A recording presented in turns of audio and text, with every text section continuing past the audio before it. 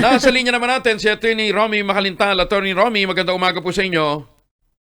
Magandang umaga sa inyo, Angelo, at sa inyong mga tagapanood, tagapakinig. O kahapon, ang inyo namang pangamba, baka mapaaga ang pagtatapos ng impeachment trial dyan sa Senado. Hindi pa nga nag-uumpisa, no ha?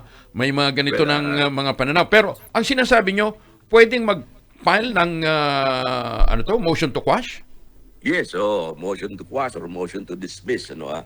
At iyan ay pwedeng ma-incorporate o maisama doon sa magiging sagot ni Vice President Sara kapag siya ay pinasagot na ng Senado as an impeachment court. In other words, ngayon natanggap na yung Articles of Incorporation, ang gagawin ngayon ng Senado, magkukonvene sila, and once convened, padadalhan ng summons si Vice President para ito ay sagutin sa loob ng 10 araw.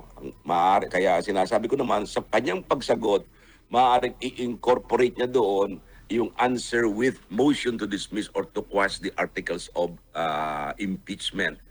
Yan ay naging remedy na rin yan ng mga abogado ni Pangulong Estrada at Chief Justice Corona ng mga separate impeachment cases. No, kaya yan ay isang remedy na maaaring gamitin. At dahilan nga sa pagbabago ng liderato, makikita natin ngayon kung yan ay kung sino-sino ang mga kakampi ng Sara at kung sino yung mga kakampi ng mga nasa prosecution. 13 votes lang ang kailangan dyan, hindi yung 2/3 votes. Oo. Teka muna, attorney. Kung mabigat yung sinasabi nilang probable cause na nagtulak sa mga mambabatas natin, sa mga kongresista natin, na ipasa yung articles of impeachment, bakit motion to quash ang pupwedeng ilatag ng kampo ni Vice President? Kasi para yung sinasabi, yung kanilang mga depensa noon ay muli nilang ungkatin sa Senado. Aha. Na sinasabi lang hindi dininig ng House. Kasi kahit na malakas yung sinasabi mong probable cause, yun ang argumento ng prosecution. Pero sa part naman ng depensa, sabihin nila ngayon, hindi, wala yan, baliwala yan. Kaya hihingi nila na i-dismiss kagad yan kasi there's a violation of due process, yung walang factual basis, mga ganun. All kinds of defenses, Kasi makikita mo ngayon na yung majority ay mga allied ng Vice President. Parang ganun ang lumalabas sa base sa pagbabago ng liderato dyan sa Senado. So parang hindi rin siya nabigyan ng pagkakataon na publicly may paliwanag ang kanyang panig. No, doon sa kanyang motion to dismiss. Doon niya ipapaliwanag. Yun din ang kanyang magiging argumento na dahil nga sa wala namang basis ito, ay hindi naman dapat patagalin pa yan ang kaso yan. Kaya hihilingin niya na i-dismiss na ang nasabing kaso. Hoping na yung bagong liderato ay pakikinggan siya. Pero on the process ba, mapapaharap na nila sa pagdinig ng sa trial si Vice President? Hindi naman hindi naman mandatory na nandun siya. Pwede siyang pwede siyang pumunta, pwede siyang hindi magpunta. Karapatan niya yun eh. Dahil sa iyan ay hindi naman siya, kung ayaw niyang tumayo doon, as duly represented naman siya ng mga abogado, so hindi naman siya kailangan humarap pa sa impeachment trial. Similar doon sa nangyari sa Kongreso. Yes. Hindi siya pwede i-compel. Hindi naman siya pwede i-compel doon. Pero pwede siyang magpunta. Halimbawa, kailangan siyang maging witness. Siyempre, haharap siya bilang isang witness. So yung mga ganung pagkakataon, doon siya maaaring humarap. Pero yung sasabihin, pipilitin siyang iharap doon, hindi naman siya pwedeng pilitin doon kasi duly represented siya. At saka yung kanyang mga answer naman, yan ay pinanumpa ang salaysay niya, ang kanyang answer. Kaya parang ayun na rin na magsisilbi ng kanyang testimonya sa loob ng impeachment trial. Sa bagay. So yun, yung magiging basa siya. Sa mga naipaliwanag na niya doon sa pagdinig ng Kongreso, itong kanyang mga abogado, meron pa kaya tayong inaasahang bago? Kaya yan ay malaking legal issue ngayon.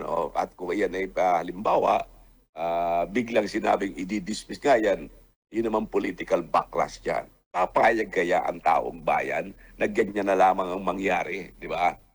Yun nga kung anong mangyayari dyan, talagang yan inaabangan ng taong bayan at dyan ngayon masusukat kung talagang political lamang yan o may basihang legal. Pero pwedeng maging selective din ang Senado as an impeachment court sa pagpili. Ano lang yung dinggin? Kaya halimbawa, yung sinasabing record ng AMLAC, mukhang hindi na i-consider ng AMLAC nung i-present nila yung sinasabing systems glitch. Well, yung 2 million pala, 2 million.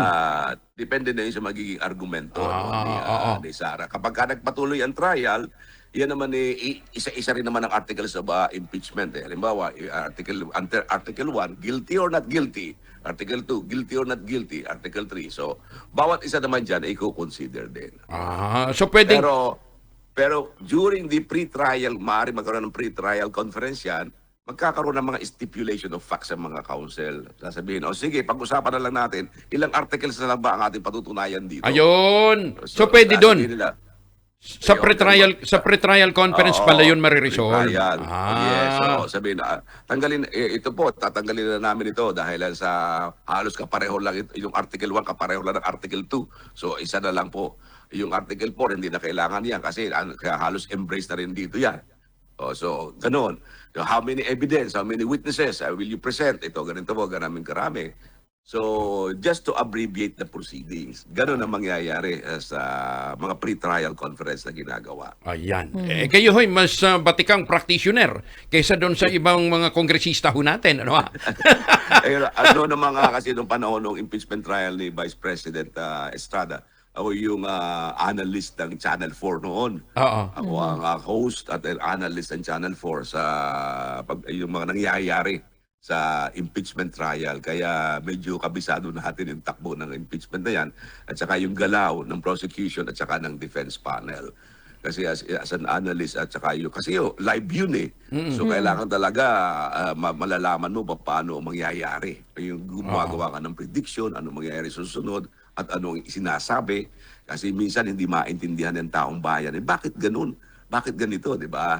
So, kailangan may paliwanag na mabuti. Kailangan talaga na mapaliwanag mabuti yan. Fearless. Yung katulad mga arrest na yun ngayon, sinasabi ko, bakit ang Kongreso ngayon, itong Senado sinasabi, kailangan may judicial warrant, di ba?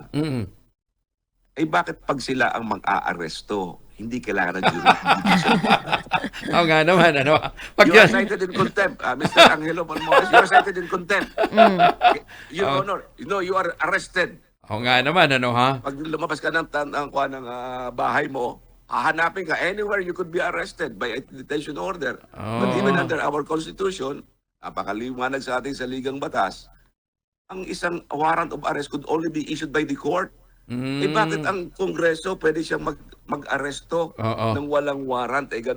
Wala naman silang gano'n na authority. Pero sabi ng Korte Suprema, bahagi yan ng trabaho nila. Kasi kung pipigilan mo, ay para bang pinigilan mong trabaho nila na yung power nila to cite in contempt ang isang tao. Okay. So if that is the case, kapag pinigilan mo na yung PNP ng pag-aresto doon sa isang mambabatas, ay parang pinipigilan mo rin ang executive department sa pagtupad nila ng kanilang tungkulin. What is sauce for the goose should be sauce for the ganders, di ba? Anyway, pag sila ang mga aresto, po pwede. Pero pag sila ang aresto, hindi po pwede. Anyway, hintayin natin kung ano magiging ruling ng Korte Suprema. May tig 72 days 72 hours sila, di ba? 72 hours silang panahon. 72 hours din yung kabila para sagutin ang sagot. So mga next week pa. Next week pa ito kung sakasakali. Kasi yung 5 days na yun, katulad ngayon, aabutin kasi ang Sabado at Linggo. So sa Lunes na ang pinaka 72 hours nila. At depende rin naman yun kung kailan matatanggap ni Bato yung magiging sagot ng Solicitor General. Ganun din ang mangyayari. 72 hours din. Pero sana naman pero sana naman ho, attorney, hindi na masundan yung putukan kagabi, ha? Maraming na po yan. Nakakapagtaka naman. Sa dami naman nila doon. Bakit ngayon di ba malaman sino nagpaputok? Hindi, may natukoy na daw na nagpaputok. May natukoy. Diba? Under custody na daw nila. Sana nga naman, Sana naman. Sabi ko nga, baka naman ano lang yun, super lolo lang yung ginamit doon. lalong gumaganda. Ano ha? At abangan natin ang mga susunod na kabanata. Kaya lang problema, attorney. Naging teleserye na talaga ang Oo, ano yun, no, oo, Peg? yes. Habang nagkakaroon ng ganitong mga usapin dyan sa Senado, sa Kongreso, patuloy naman ang pagtaas ng presyo ng mga bilihin. Yun ang mahirap. Ano, ha? Pero kahit naman ganyan, makakita mo pa rin ang mga Pilipino, nakangiti pa rin sila. No? Masayahin tayo. Masayahin tayo. Attorney Rami Mac, thank you for joining us.